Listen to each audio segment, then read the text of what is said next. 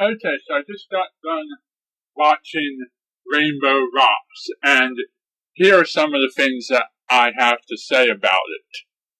One, coming off of Equestria Girls and going into Rainbow Rocks is a good move for the movie. As a sequel, this thing really works out really well. You see, you spend all of your time in Equestria Girls setting up who the characters are, how their world works, how they get there, what everybody looks like, what they're doing, what they're not doing, and reintroducing Twilight to the rest of the main six and getting them to become friends again. So by the time you get to the second movie, you have plenty of time to play around with what the movie has to offer and to tell an actual story, because you don't have to reintroduce characters or bring in too many new concepts. Two, all of the questions that were raised by all of the premieres are answered. So we don't have a whole bunch of unanswered questions leaving plot holes in the story. Although we do have a couple of devices that are perhaps a little bit too convenient. And we can look at the shorts that were based on the book as being not exactly canon, because those still don't make sense. As far as the plot goes, it's a typical Battle of the Bands story, the same kind of stuff that we see from many other Battle of the Bands stories. The bands have conflicts. One of the bands does something sneaky and underhanded to mess up the other bands, and stuff gets resolved at the end. As far as the characters go, the movie gives us a few more human versions of ponies that we didn't have previously, which is kind of fun, and we get something interesting out of it. What's even more interesting to me, however, is that there's a lot of humans in Canterlot High who have not made appearances in Equestria, and if we get to see pony versions of the human characters in Season 5, that could be interesting. Also, the main villains are the Sirens, which sort of makes me think kind of late going into the game that they could have used Banshees for these characters, but because they're Sirens, they have a mermaid origin, and we get our first appearance of sea ponies. Finally! I knew sea ponies were evil! The main focus of the story seems to be on Sunset Shimmer and dealing with the aftermath of what she did and her trying to regain the trust of the school, which is implied to have happened by the time this all ends. Flash Sentry is in this, but just barely.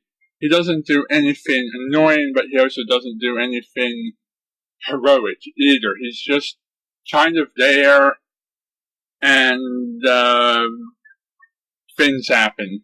The flow of the plot for the heroes at least worked out good too. They had a problem, and they right away take it to the principal, which is what they should be doing, only to find out that the enemy is a few steps ahead, and everything is going according to the enemy's plan. The only thing the enemy didn't count on is the mute Vinyl Scratch, who blocks out everything she could be hearing by constantly wearing her headphones, thus giving her an immunity. And they even made canon the base canon. Made canon the canon? What's that? Nah, whatever. So, hooray for fan creation influencing what's canon. And we also got to see Lyra and Bon Bon, we got to see Derpy, And what I'm really excited about is the background characters that were in Derpy's band and the background characters that were in Trixie's band. I really hope that we get a chance to expand more on those characters between both worlds. And we got to see a lot of other really fabulous background characters become part of the show.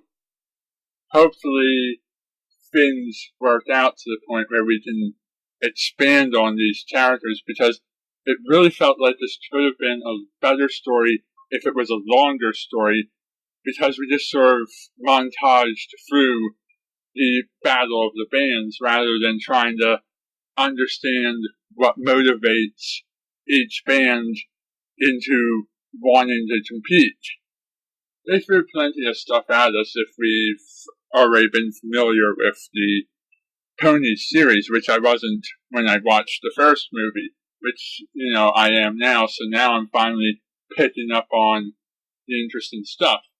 And then we have the ending of the movie, which is a really great thing to throw at us, and it opens that gateway for creating another movie, or possibly this could be the pilot for a full-on series. I'd really like to see what happens with what they gave us at the end of the movie. It could be very, very interesting to see how all of that plays out. Definitely getting sort of a conspiracy theory nut vibe from what they gave us at the end. Kind of like the Mulder and Scully, or The Question, or Dale Gribble, or someone of that nature. I can almost see the plot of the next story coming into focus. And I still feel like there's hope for the possibility of more Between Worlds crossovers, either within a spin-off series focusing solely on Equestria Girls' world, or possibly throughout Season 5 of the Pony series. I'd like to see the humans cross over to the Pony world, and more ponies besides Twilight cross over into the human world. That would make things lots of fun for me.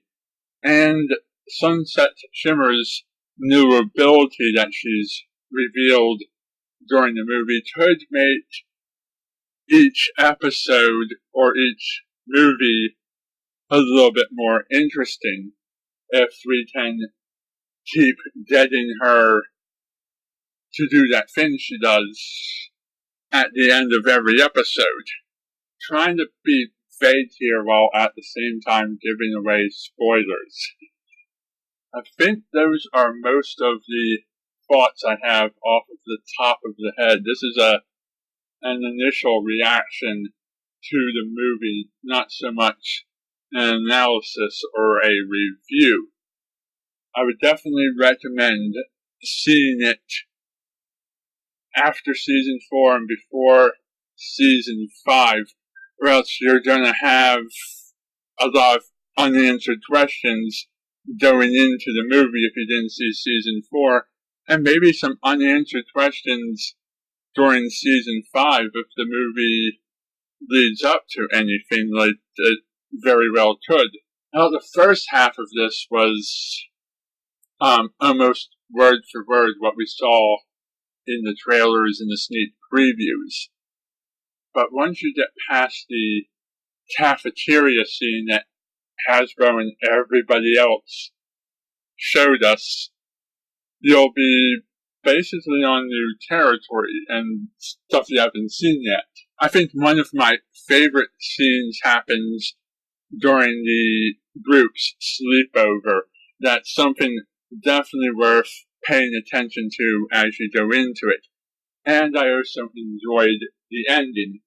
The Battle of the Bands montage could have been stretched out a little bit more.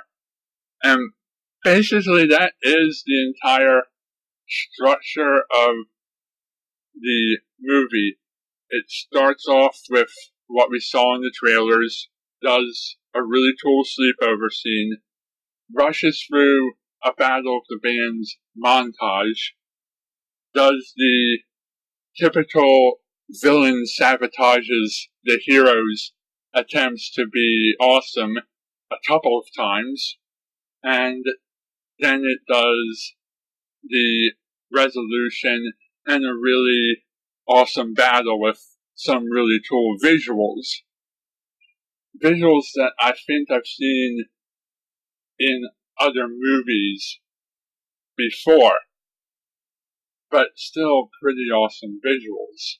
Then it puts the spotlight back on Sunset Shimmer and declares her the successor friend of the main six that will be taking Twilight's place when she's not around.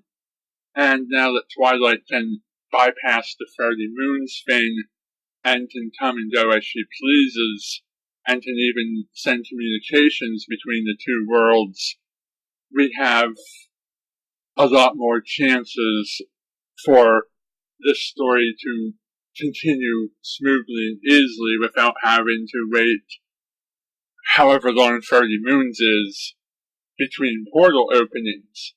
And we have a lot more crazy stuff that can pass in between these worlds. It's definitely opened the possibility for something interesting to happen coming up.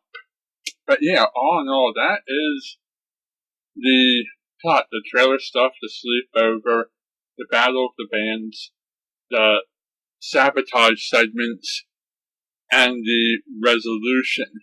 And all in between that, you're playing Where's Waldo with your favorite background pony turned into a human. Other than those plot points, it's really a matter of this should have been longer, this should have given us more, this should have slowed down and expanded on character motivations. But all in all, it was a good story, and it answered some of those questions that we had left over from the last movie, and it brought some improvements.